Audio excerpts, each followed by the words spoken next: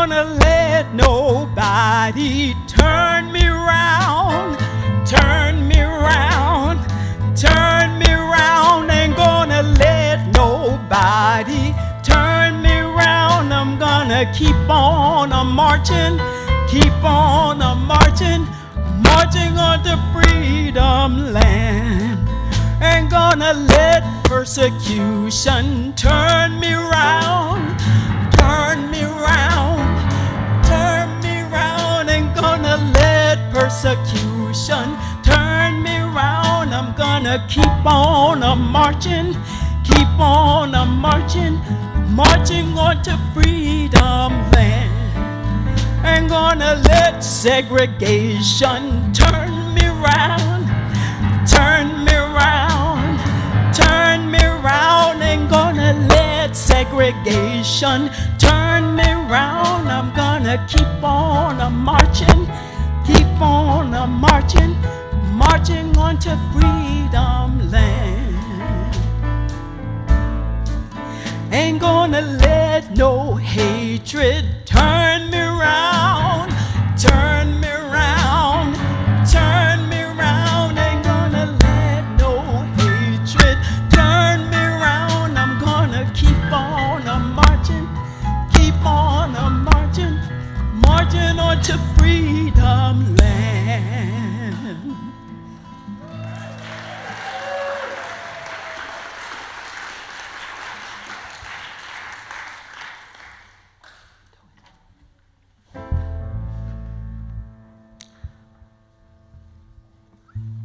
Ain't gonna let nobody turn me round, turn me round, turn me round. Ain't gonna let nobody turn me round. I'm gonna keep on loving, keep on loving, loving on humankind.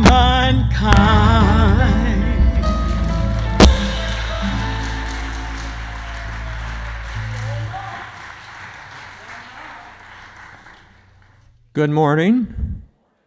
My name is Dan Schneider, and I'm one of your worship leaders this morning. And good morning. My name's Carol Wummeldorf, and I'm another of your service leaders today. Welcome to this space that is First Unitarian Church of Cincinnati. My name is Dan, as I said.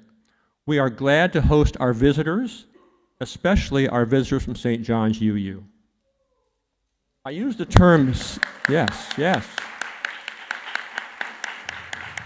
I use the term sacred space because by gathering here, every perfectly imperfectly one of us makes this space sacred by our presence.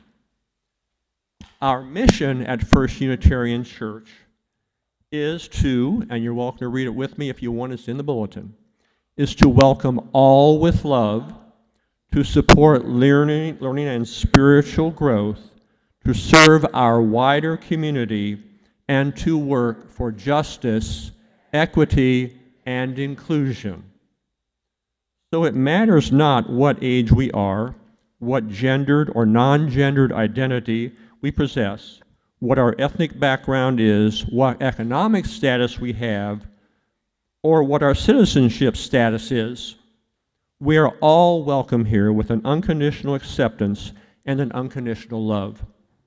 We are striving to build a beloved community that puts our mission, values, and principles into practice. We also know and acknowledge that we do this on the stolen land of people who still live among us, the Shawnee, the Miamia, the Delaware, the Wyandot, and so many others whose ancient artifacts still exist on this land. Please join us for coffee hour following the service. Just follow the crowd. Should be easy. I do have an announcement. I do want to draw your attention to the order of service. There are announcements. I'd like you to look at them. I especially want to draw your attention that our friends from St. John's will have a rummage sale on August 15th. So they would love to have our support and cooperation and participation. The flowers today were given by Liz Loring in honor of Henry David Thoreau. July 12th is Henry David Thoreau's birthday. Born in 1817, Thoreau was raised Unitarian and became a transcendentalist, believing in the inherent good in everyone. Though society and institutions can corrupt this purity.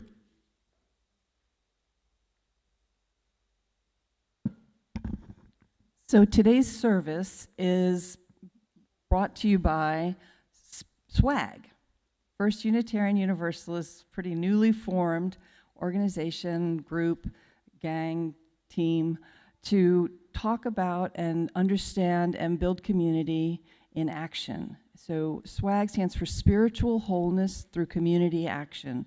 And our mission statement is, while growing in community through mindfulness and compassion, we take action for justice and equity and against racism and oppression. And those of you who might be a little familiar with the 8th principle might see several words in there, several phrases in there. And I'll just go ahead and hit it again. We did approve the 8th principle here at First Unitarian unanimously a couple years ago. We, the members of First Unitarian Church of Cincinnati, covenant to affirm and promote journeying towards spiritual wholeness by working to build a diverse, multicultural, beloved community by our actions that accountably dismantle racism and other oppressions in ourselves and our institutions. And getting now, who's doing the chalice lighting? Joetta is going to do our chalice lighting. Thank you, Joetta from St. John's. And as we honor the flame, we would like to also take a moment to honor each other and say hello. And we're going to add a little twist to this morning's greetings. We ask as you greet your neighbor that you share an injustice that keeps you up at night, your righteous indignation. We're looking for a what, not a who, no names please, but those on Zooms may post in the chat or shout it loudly in the atmosphere. We're going to be taking action together when later during the service as we listen and are moved. You may already know, but please write down a righteous indignation on the post-it that you will find in your order of services. So you don't have to do it right away. You can do it later after you're inspired by the words. But then when you hear the singing bowl, please take your seats again. So enjoy saying hello and sharing your righteous indignation.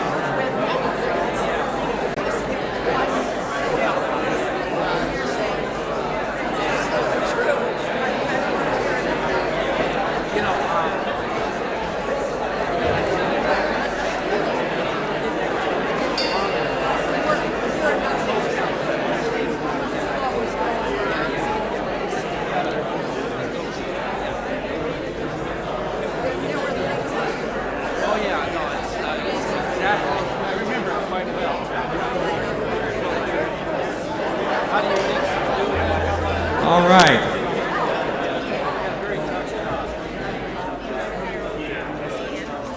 I'm glad everybody is conversing, talking to one another. I hope you are sharing your righteous indignations. I would like to introduce Jan Connolly, a member of our church, who will talk about something that's very important and related to everything else we're talking about today. Jan, come on up. Dan's a bit taller than me. Wow. Hi, everybody. Yes, I'm here to tell you about an upcoming event at First Church that I'm sure you'll all want to participate in. We did it in 2022, and we did it again in 2024. What, you ask? You, the vote. That is a well-organized national UUA campaign to advance the cause of justice and equity in voting. And that was my righteous indignation today. How, you ask? By writing nonpartisan postcards and letters to overlooked and marginalized voters, voters in voter suppression states, infrequent voters who were unaware that they've fallen off the registration list. That's just a few examples. Raise your hand if you participated in UU the Vote in the past. Round of applause for those people. Why, you ask? The values of our faith call us to this work. We need to walk our talk, right? When you ask?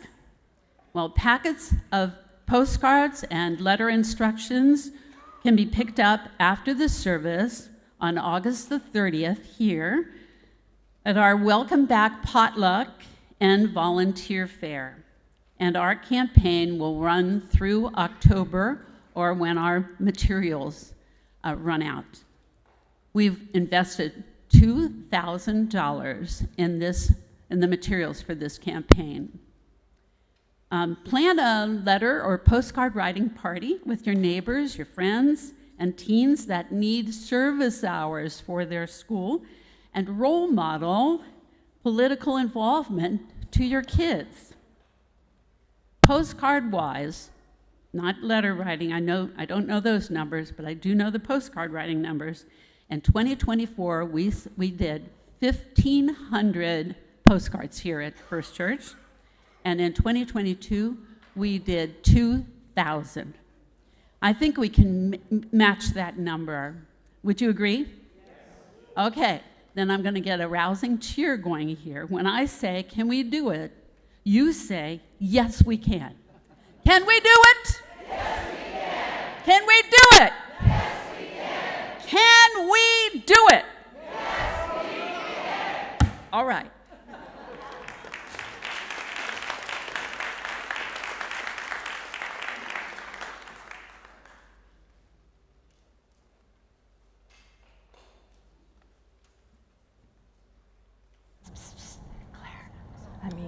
Julia.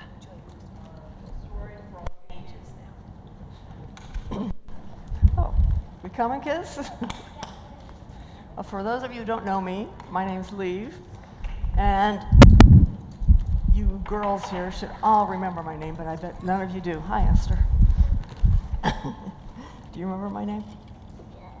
Okay. We've got a book here, and look, it's so appropriate because Finn is our only boy here today, but look at all the girls. Oh, here comes some boys. Okay, it's balancing more. This book says, stay angel. No, stay, I'll read it right. Stay angry. Not quite the same. Stay angry, little girl. Whoops. Just hold that for me, okay? Okay, this is, thank you. You're pretty, aren't you? Okay. Okay, it says here's a picture. You can see all the. Is there a picture up there? Yeah, okay. I can't see. Oh, I'm sorry. Did I go right over your head? Okay, it says, stay angry, little Meg, Miss Watson. Word. You need all your anger now. Well, that makes me curious. What are we angry about? Stay angry, little girl. Now we've got some signs there, right? How about if our birthday girl reads this one for us? Park closed. Parking lot coming soon. Yeah, park's closed and the parking lot is coming soon. Okay, why would they be angry about that? Because they want to play. Okay, great. You said because they want to play, and you said they want to be close to the playground. Oh, I can relate to that. Wow. I mean, parking lot, I guess they could rollerblade or something, but. Stay sensitive, little girl. There is strength in tears and feeling things deeply. Wow. We don't think of that as strength, do we? Stay stubborn. What does that mean? How about you, Esther? What's stubborn mean?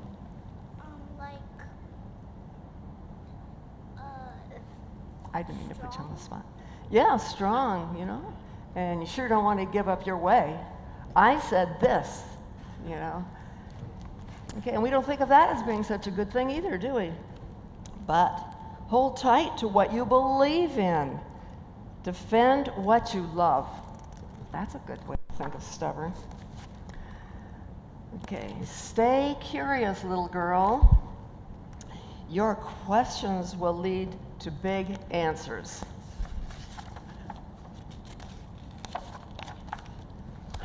Stay loud, little girl.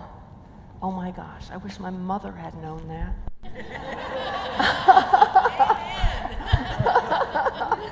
Wow. We need to hear your voice. And by the way, I was thinking about that. And remember when we had the program that children were doing with Miss Amy, and she had videos of you answering questions and stuff? That's exactly it. She's really been good at helping us to hear your voices. And so that's why we've been so happy with her. One of the reasons. Okay, stay playful, little girl. Play is how we discover and connect. Remember that, kids. Play is how we discover and connect. So next time Mom says, okay, enough playing, remember, that's how we discover and connect. Stay, you little girl. Angry, sensitive, stubborn, curious, loud, kind, playful. Okay, and so this heart here can, how about if somebody, Kenzo, can you read that one for us? All are welcome here. Nice. Oh, and look at this. Somebody else, let's see. How about you want to do it, Julia? This Volunteer Day. Help us build our new park. Did you all hear that? Yeah. Wow. Yeah, okay. Volunteer Day. Help us build our new park. Thank you, Julia. That was good. Wow, now they've got a mission. They're going to do something about what they're angry about. Oh, whoops. I guess that was I should follow that through more. Stay, you little girl. Angry, sensitive, stubborn, curious, loud, kind, playful. You. So it's giving us permission to be all those things. And in fact, not just permission. We got to really do it, right? Okay, that's it.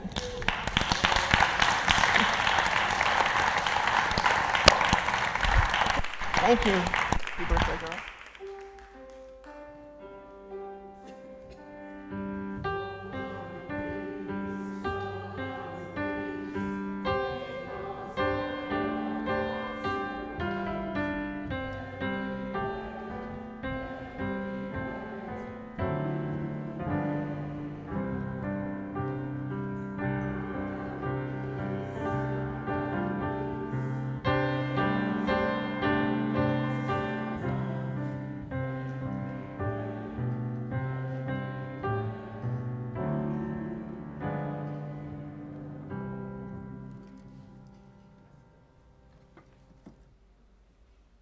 I would like to share a reading from Bishop Marianne Buddy, the 2026 Ware Lecturer at the Unitarian Universalist Association General Assembly. We learn to be brave the way we learn most things worth knowing. Slowly, imperfectly, and usually in the company of others who are trying to do the same. Brave choices are rarely dramatic. Most of the time, they look like ordinary faithfulness, choosing to stay when you want to leave, to speak when silence feels safer, to love when love costs something. Courage is not a destination. It is a practice, something we return to again and again in the moments that ask the most of us.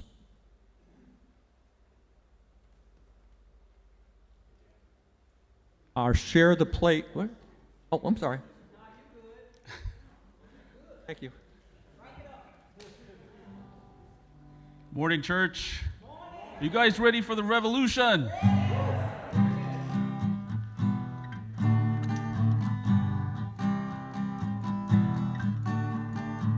Don't you know they're talking about a revolution? Sounds like a whisper.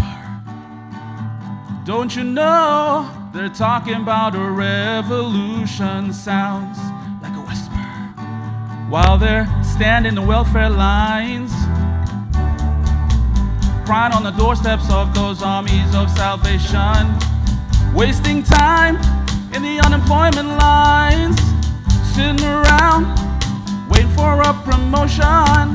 Don't you know we're talking about a revolution? Sounds like a whisper. Poor people gonna rise up and get their share. Poor people gonna rise up and take what's theirs. Don't you know you better run, run, run, run, run, run, run, run, run, run, run, run. Oh, I said you better run, run, run, run, run, run, run, run, run, run, run, run. 'Cause finally the tables are starting to turn. Talking about a revolution, no. 'Cause finally the tables are starting to turn. Talking about a revolution, oh. I've been standing in welfare lines, crying on the doorsteps of those armies of salvation, wasting time in the unemployment lines, sitting around waiting for a promotion. Don't you know we're talking about a revolution? It sounds like a whisper. And finally the tables are starting to turn. Talking about revolution, oh. 'Cause finally the tables are starting to turn. Talking about revolution, oh no. Talking about revolution, oh no. Talking about revolution, oh no.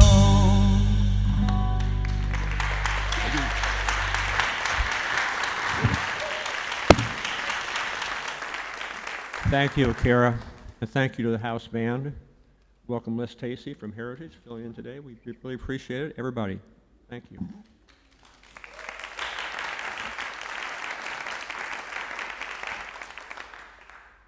Our Share the Plate offering for July is for Unitarian Universalists for Social Justice. As the UU Treasurer and Finance Chair, I can assure you that your contribution will be well spent. The UUSJ vision is a just, compassionate, and sustainable world community. The UUSJ mission is to advance national policies and actions, remember that word action, aligned with UU values through engagement, education, and advocacy. UUSJ selects issues strategically that are moving in Congress. UUSJ focuses on 4 major policy areas: democracy, immigration justice, climate justice, and economic justice. UUSJ arranges in-person and online meetings with congressional staff so that we can influence Congress. I have participated in both. UUSJ publicizes action alerts, where individuals may sign a letter to their congressional representatives or get suggestions on how to write your own letter advocating for a solution to a particular instance. It so happens I just did that last night. They gave me help in writing a letter to the Office of Management and Budget in Washington. If you're curious what it's about, ask me later. UUSJ conducts workshops and webinars to educate members on emerging issues and how to advocate more effectively. Our executive director, Pablo de Jesus, has been active in doing visits with UU state action networks to inspire state action, including UU Justice Ohio, the last weekend in April of this year. 4 of us from First Church and 1 St. John's member were present for Pablo's powerful presentation on faithful defiance in times of democratic trial. Pablo has been very active in advancing UU values as he represents us in national interfaith justice alliances. As an example, Pablo recently helped persuade an interfaith group to address LGBTQ concerns in a policy position. If you have not yet visited the website,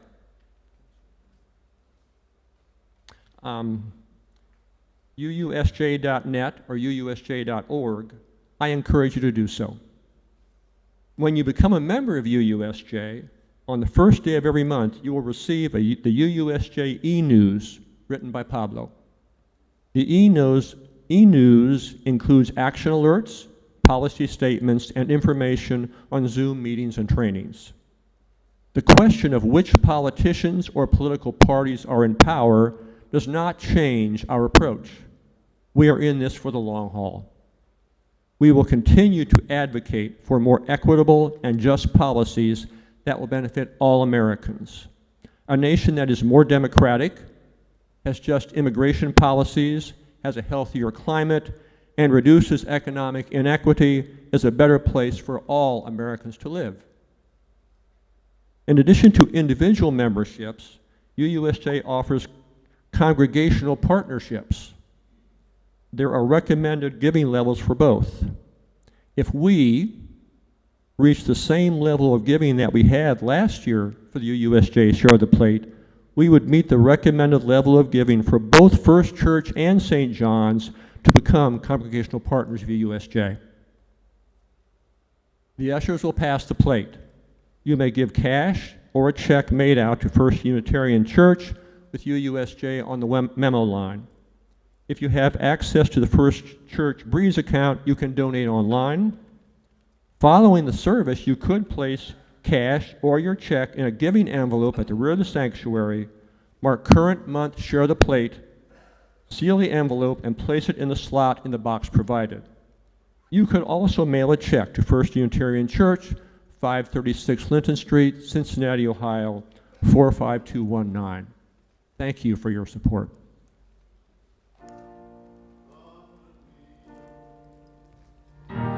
Comfort me,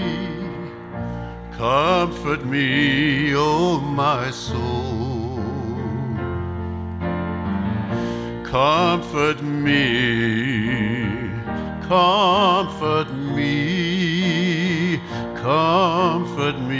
oh my soul. Sing with me, sing with me, sing with me, oh my soul. Sing with me, sing with me, sing with me, oh my soul.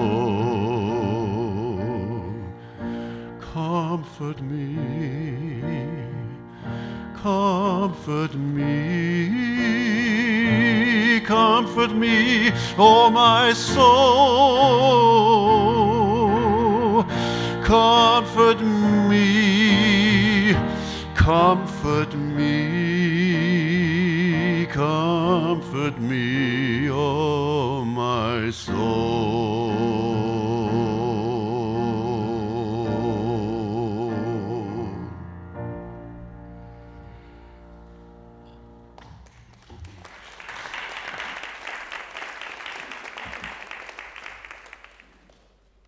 In just a moment of silence after this short reading, which is a Jewish prayer, grant us the ability to find joy and strength, not in the strident call to arms, but in stretching out our arms to grasp our fellow creatures in the striving for justice and truth.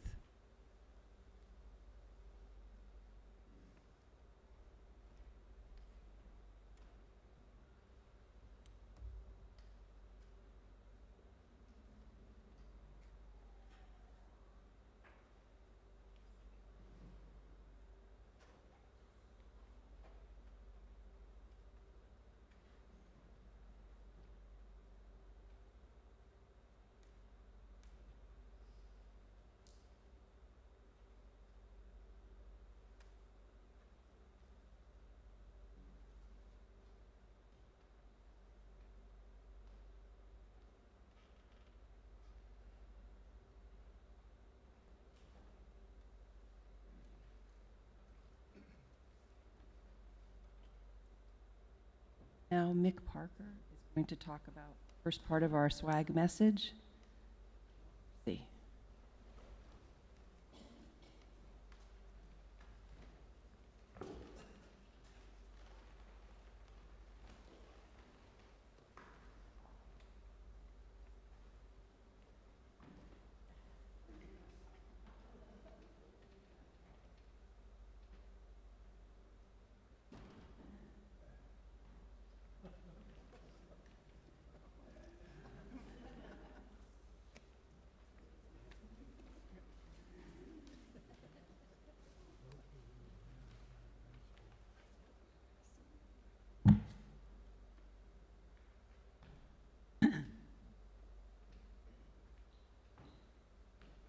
Hello. Because of the time pressure, I will be mostly reading this, unfortunately. I would like to be able to expand, but given the time limit, okay, thank you. And I'm a 7-minute man, so I have to observe that limitation of that. I'll get back to you about that later. I'm not sure what you said. I request of you, for the purpose of my sharing here today, to look upon the chalice before me and you. For the purpose of my sharing, look upon the chalice light as a symbol of our bold experiment of democracy. And now I'm going to give a prayer of sorts. I aspire to be a seeker of the light. Therefore, I must go into the darkness, the source of the light, and do my part to transform it into the light. So help me, mystery. Now, for me, what is democracy?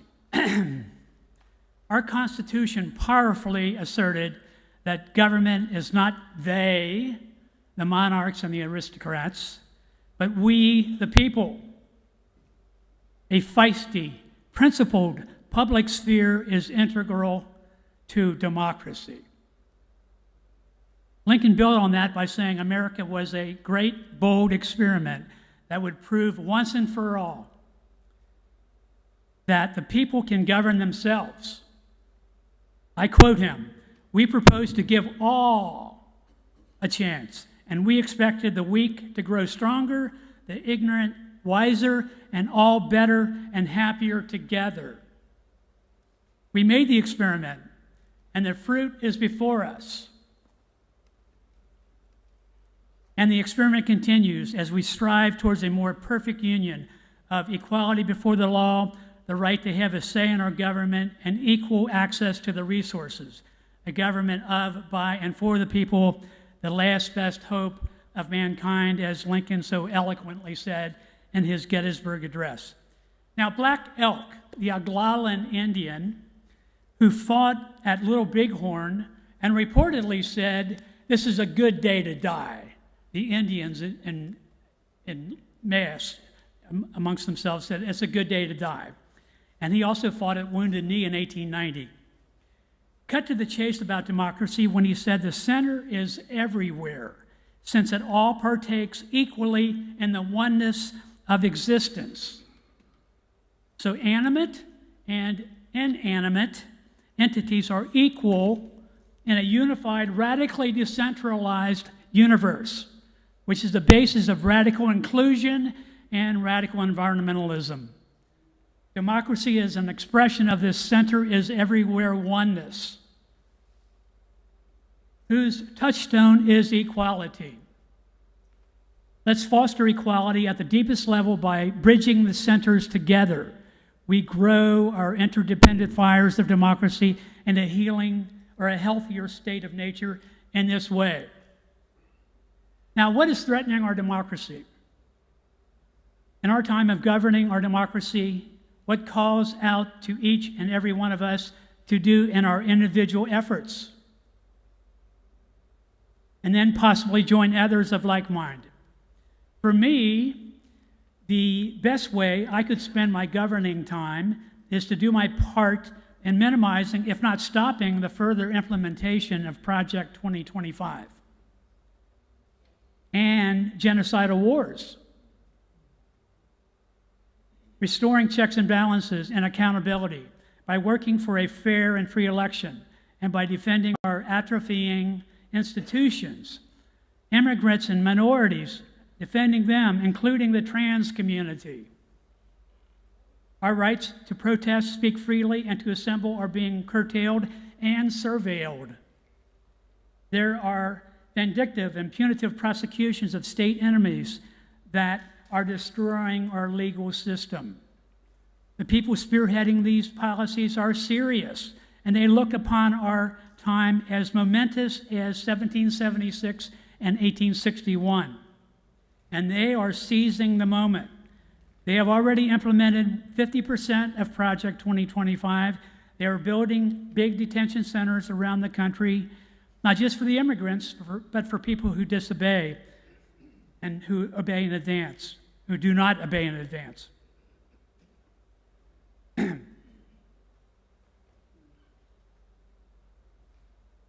Pardon me.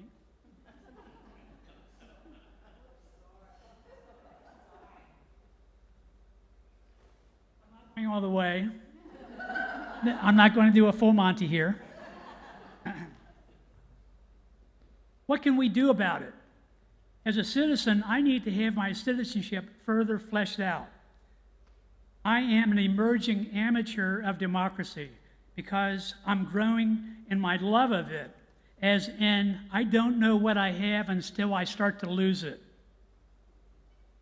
I perceive democracy as diminishing, like the sand in the hourglass, and it could be put out like the chalice flame before us. So I need to feel the gravity and urgency of the situation and develop some gravitas about it by exercising my rights and responsibilities. I need to exorcise whatever residual spectatorship role I have within, and help and be helped in this process by others of like mind. I need to act now as if there may not be a tomorrow for our democracy. Time is of the essence, with only 114 days before the end of the next election. Heather Cox Richardson thinks it could be the most important election and that we are living in the most dangerous time in our country's history. So people of like mind, let's oxygenate each other with our fireplace bellows. Do it to me and we'll do it together to further ignite our hearts to access a deeper level of equality, the heart of democracy. And like water, it is always seeking lower ground. Let's grow the heat in Black Elk's bridged centers make connections. It is our time to act out the legacy of our founding generation. And as Abigail Adams told her husband, don't forget the women. So that's why I said generation and not founding fathers. And subsequent reformers fought for and foretold that the ongoing bold experiment of the people is being sorely tested now. Are we up to the challenge?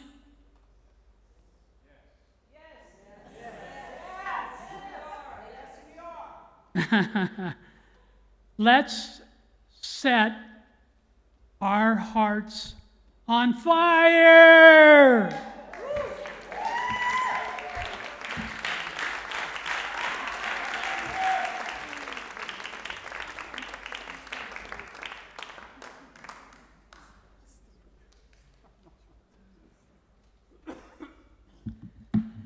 Good morning again, First Church, in person and behind the camera there.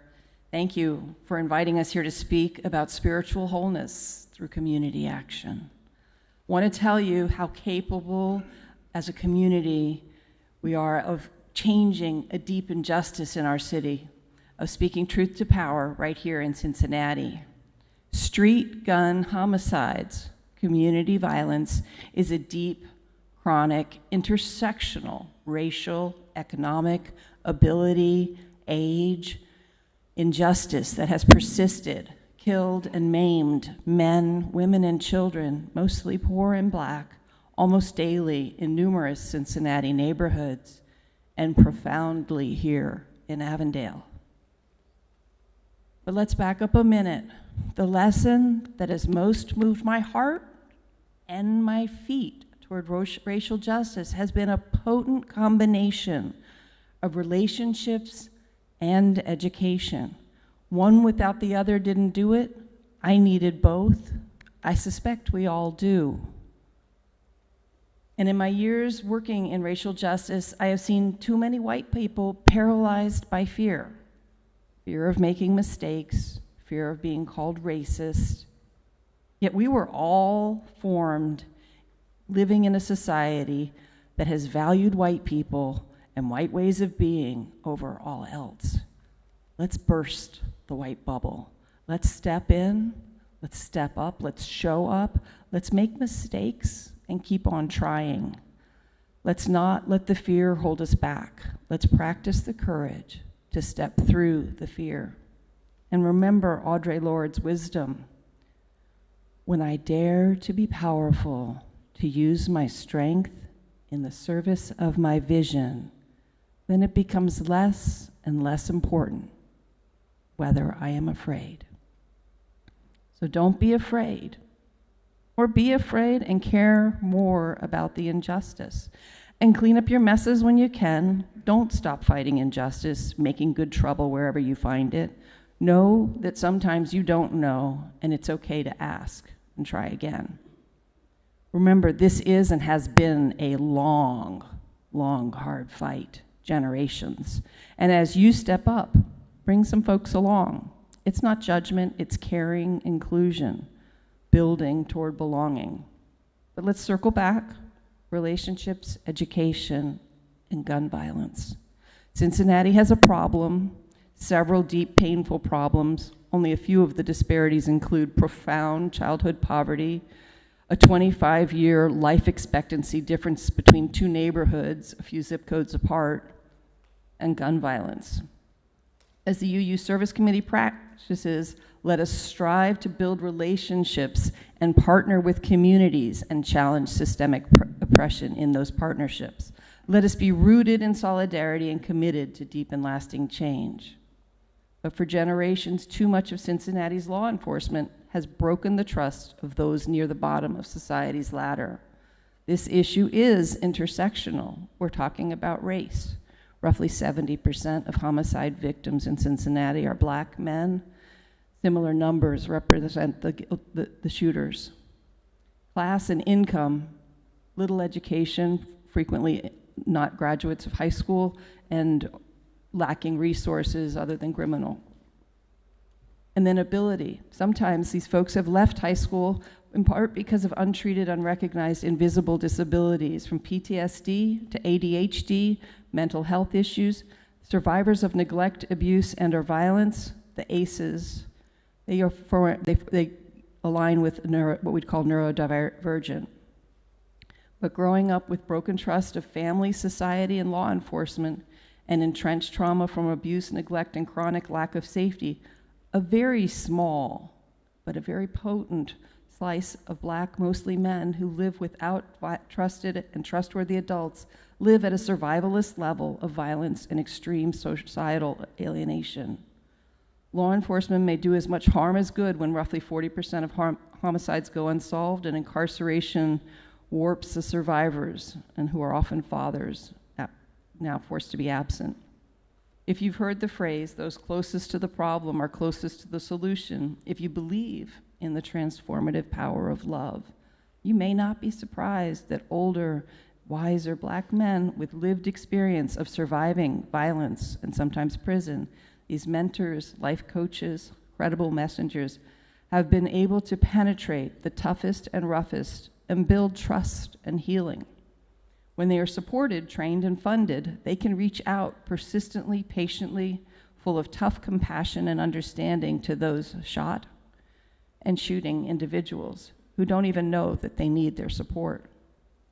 In its most basic form, these mostly Black men who've walked in the streets, who struggled and healed with regrets and love for their street brothers, they can and have broken through with love, real talk, understanding, community wisdom, and then together, these men have broken the cycles of violence. Building trust, working with those closest to, most scarred by the violence, they help these fellows identify goals. They explain how trauma affects the brain and needs interventions. They enable the fellows to build a new vision of healing and wholeness over years, every day, multiple times a day, and around the clock when needed. Together, they shift the choices, break the cycles of a survival that has killed. This healing, community-centered approach of Black men, healing Black men and youth, can heal individuals who can then heal their communities. And I, you, we, you-yous can help. We can partner with communities, challenge the narrative of once a criminal, always a criminal. We can call out the damage caused by systemic oppression. We can, each in our own way, counter a government and law enforcement narrative that thinks control is possible and effective. It's not. We can share our own stories of healing, anger, mental health, addiction. We can remind those we put in power that transformation is possible and needs funding to build peace in our streets. Let us write letters, speak truth that we, our society, is not going to look away anymore. Our voices can help these men reach those adults and children who are angry or hungry or afraid, who have been saturated in the violence of guns and neglect and have lacked safe harbors. Let us ensure that those credible messengers of peace and brotherly love can be supported in the hard and dangerous work of building trust in those few but deeply hurt men and youth who are trying to find a way, the only way they know how, hidden, dependent on guns and anger, who see no future, who've suffered under our multitude of broken systems of care, education, and betrayed trust. Let's step out of our discomfort and dig in and build relationships. Let's ask questions. Let's educate ourselves and demand that our city treat this persistent, chronic violence as the public health disaster that it is. Tell them that it's not okay anymore, that it never was, and even that we're sorry that we haven't spoken up sooner. Let's help build a new normal without the heartless violence. Let's demand community violence intervention and prevention that heals, build hope, and fills our street with peace-filled community. So 2 more thoughts as I leave you. For the master's tools will never dismantle the master's house. They will never enable us to bring about genuine change. Another wisdom from our dear Lord. And for love is a rock against the wind, not soft like silk and lace from Etheridge Night. Let us together support this new, ancient approach, healing ways for spiritual wholeness in the streets and in ourselves, and be the rock for love. Thanks.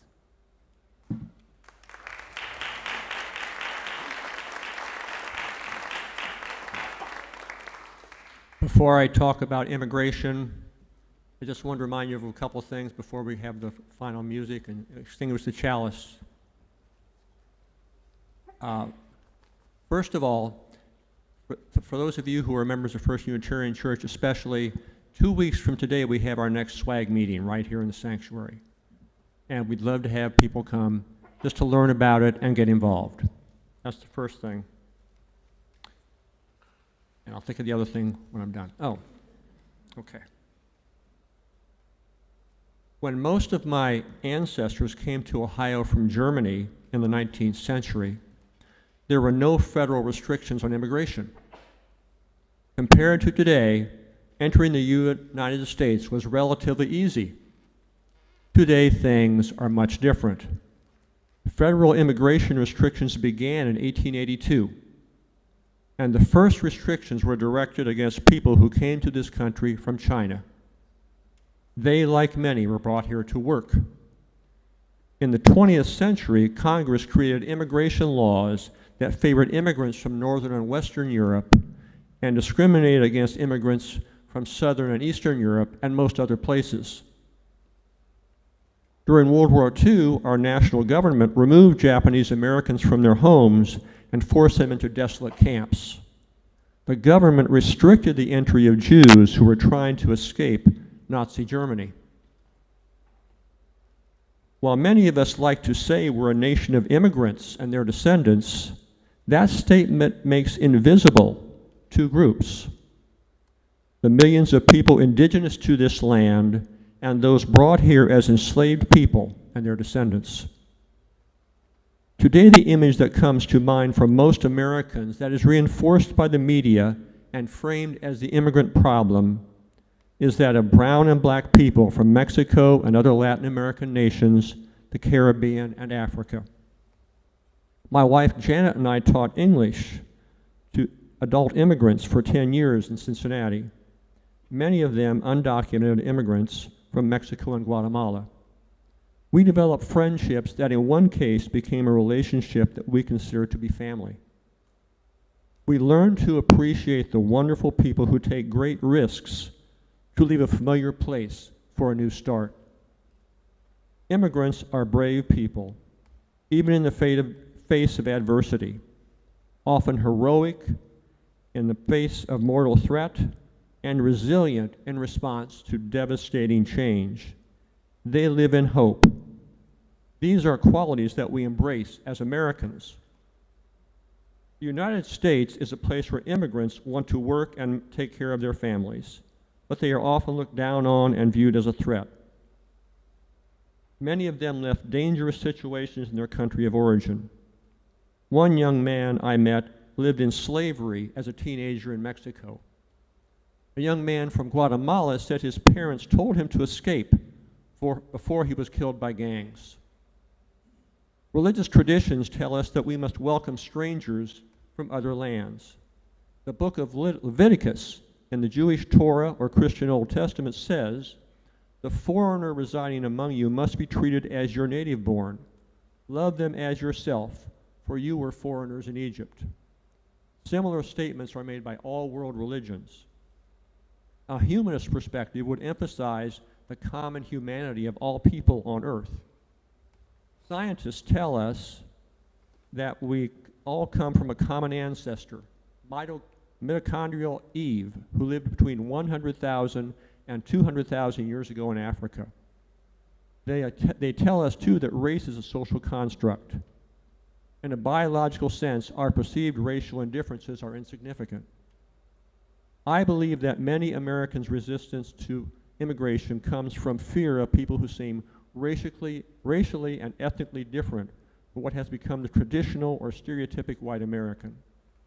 Those fears have often been created and made worse by leaders who want to divide ordinary people and thereby maintain political and economic power.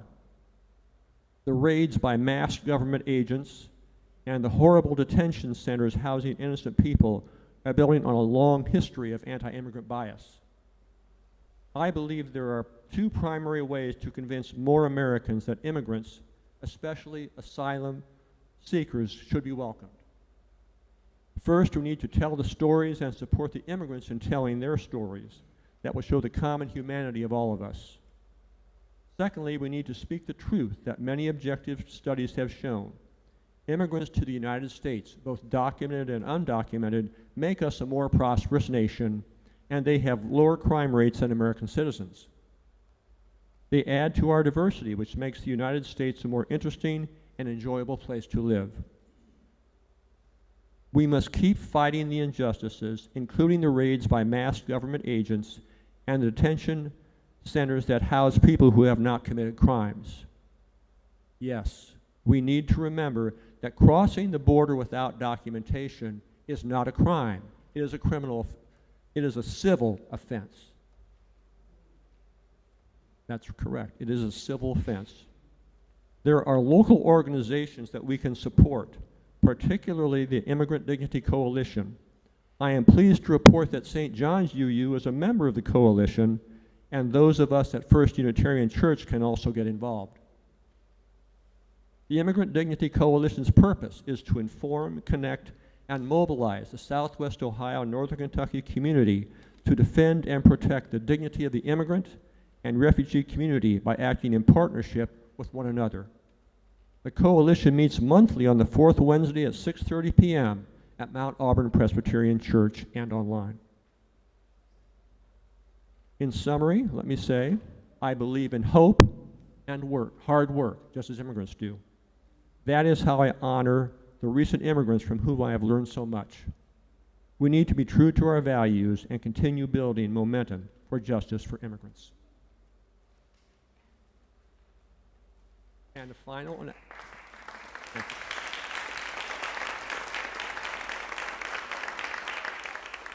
one final reminder, I thought of the other thing I was supposed to say. Don't forget your Post-it notes. We want you to write down your righteous indignation and put it on the door. If you don't have something to write with, we'll have people to help you get something to write with. Okay? That's right. Thank you for reminding me, Ramona. Your indignation should not be a who. We have enough of that.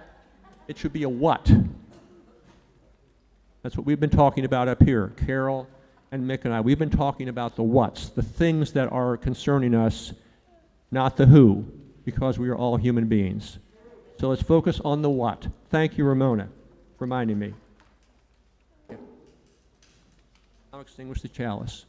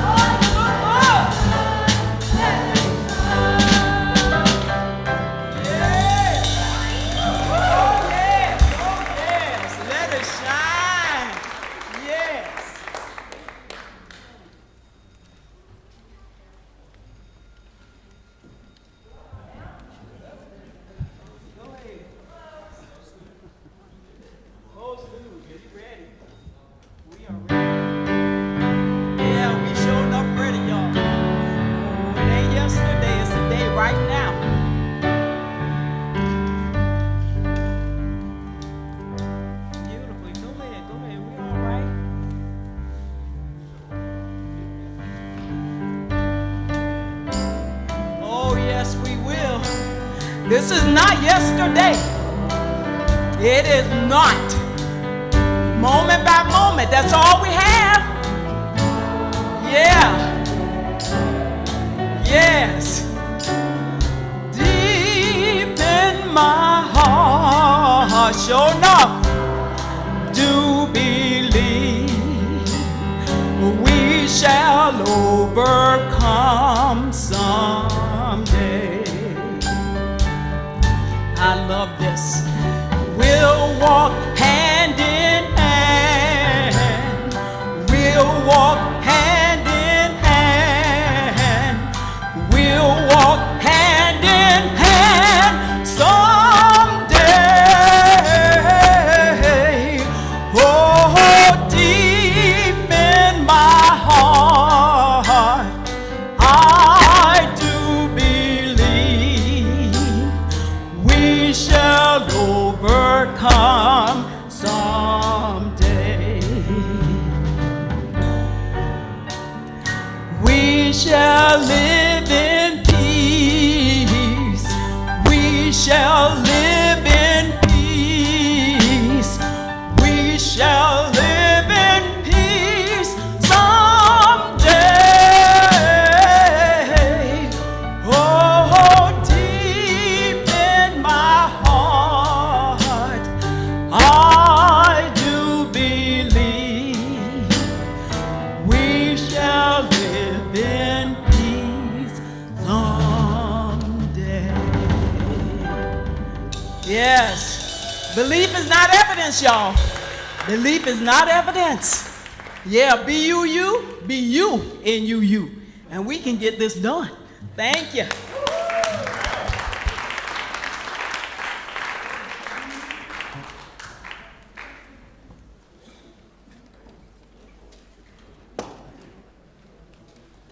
On your way out, if you would please post your righteous indignation on the door.